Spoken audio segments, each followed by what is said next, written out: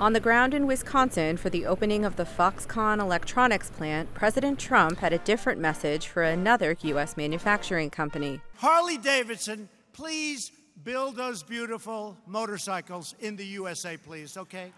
Don't get cute with us. Don't get cute. The motorcycle giant is reportedly planning to move some production to Europe to avoid new tariffs being imposed by European nations to retaliate for new U.S. tariffs.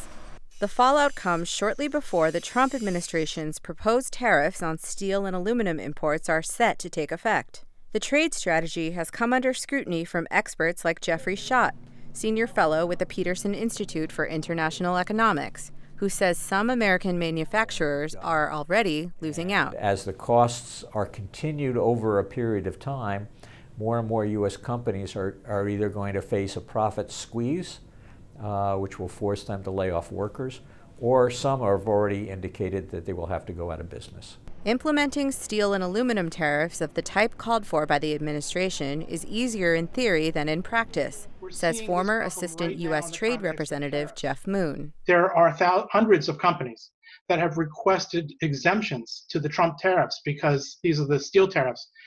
For example, perhaps because they don't use the kind of steel that Trump is aiming for, so the tariffs are really irrelevant to them. For now, many American small business owners in the U.S. are taking a wait-and-see approach as the tariff deadline nears.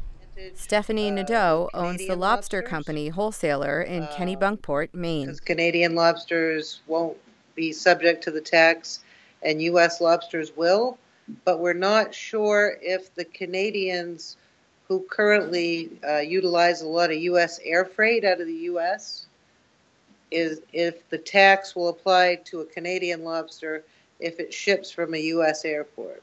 Meantime, the president is urging lawmakers in Washington to approve enhanced reviews he says are needed to protect against national security threats. Elizabeth Cherneff, VOA News, Washington.